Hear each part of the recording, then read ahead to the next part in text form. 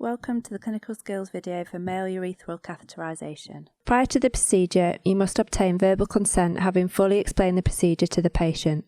Ensure that the patient is comfortable on their back with their legs slightly separated. You must also thoroughly clean the trolley being used in the procedure with universal cleaning wipes. You must always start at the top of the trolley, working your way down systematically to the wheels. You must ensure that you then wash your hands thoroughly using the 11-stage approach. Once your hands are thoroughly dry, you can now start to prepare your equipment.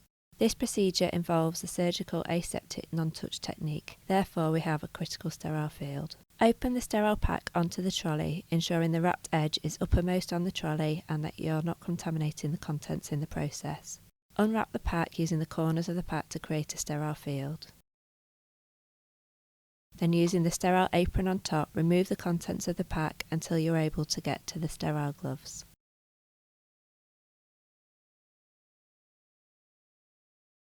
You are now able to put on the sterile gloves and apron, ensuring you are opening the packaging on a separate area so as not to contaminate the critical sterile field.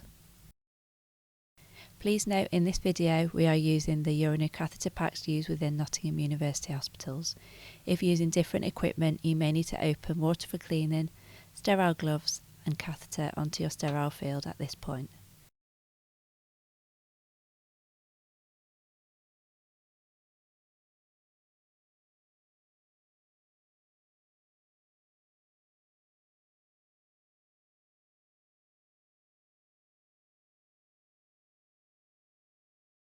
Once your sterile gloves are on, you may now start to unpack and prepare the contents of your pack.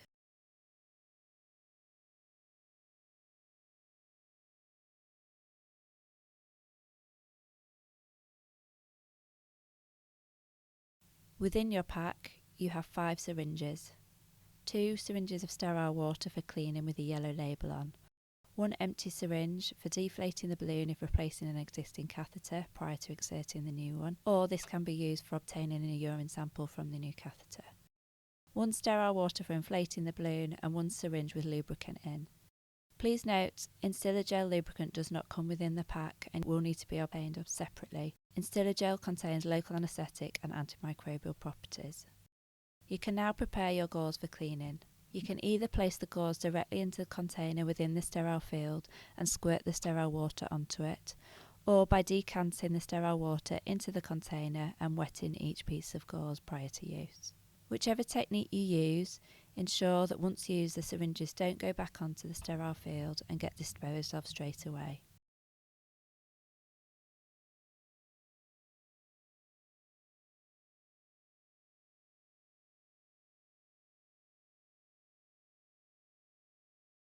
With a single piece of dry gauze, you can now wrap this around the penis or use it to make a sling. Hold this with your non-dominant hand.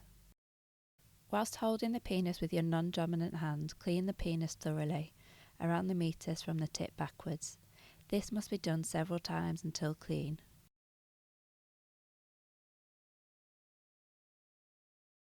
You must now wash your hands again thoroughly using the 11-stage technique. Once your hands are thoroughly dry, you are able to put on the second pair of sterile gloves, again opening the packaging in a separate area so as not to contaminate the critical sterile field. A new piece of gauze should be used to hold or sling the penis after the second set of sterile gloves have been put on. You may now drape the area. Most packs will have 1 drape with a pre-teared hole in the middle. If not, you can tear a hole yourself. Place the second drape just below this.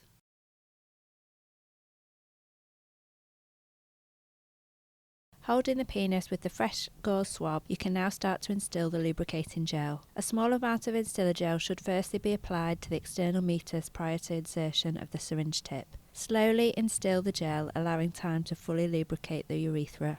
Once the gel is fully instilled, allow 5 minutes for full effectiveness. This also allows for the anaesthetic to be fully effective when using InstillaGel. Remove the urethral catheter from the pack. Within the pack, the drainage bag already comes pre-connected. If using different equipment with the drainage bag and catheter separate, connect them together at this point. Due to problems with the airlock within the system for these catheter packs, you will need to release the bottom clamp of the drainage bag to allow air in the system and release the airlock. Ensure that you re-clamp the bag before proceeding. The drainage bag can then be placed in the sterile drape whilst keeping hold of the catheter itself.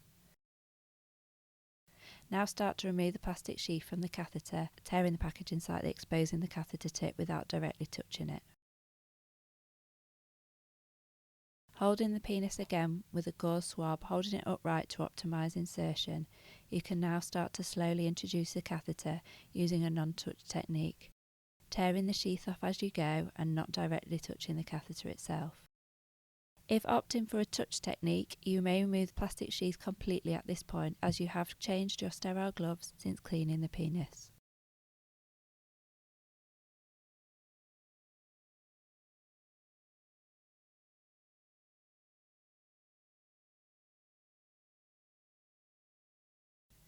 Continue to advance the catheter until the end arm is up to the meatus, allowing time during insertion, if necessary, to overcome prosthetic resistance. You may need to reposition the penis or ask the patient to take a deep breath for this. Once the catheter is fully inserted with the end arm up to the meatus, you now need to inflate the balloon with the 10 ml of sterile water. Slowly start to inflate the balloon, but whilst doing this you need to observe the patient for comfort. Any signs of pain at this point could be indicative of an incorrect insertion. Once the balloon is fully inflated, extend the catheter into position. Observe for colour and volume of urine drainage into the catheter bag. Reposition the foreskin if present. Remove the drapes and clean up. If the red seal between the catheter and the catheter bag is intact, this means the catheter can remain in situ for up to 14 days. If the seal is not intact, these need to be reduced to 7 days.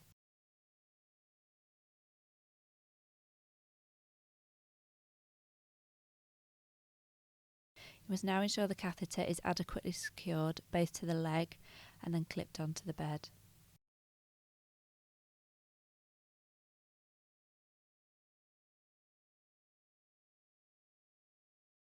Recover the patient and check on their welfare.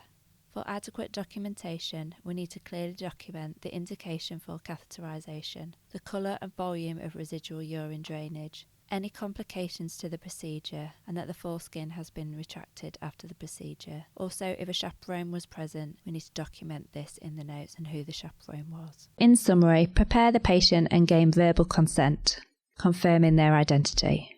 Wash your hands. Assemble and prepare all equipment, ensuring an aseptic technique maintained and your aseptic field is maintained. Retract the foreskin if present. Drape and clean the penis.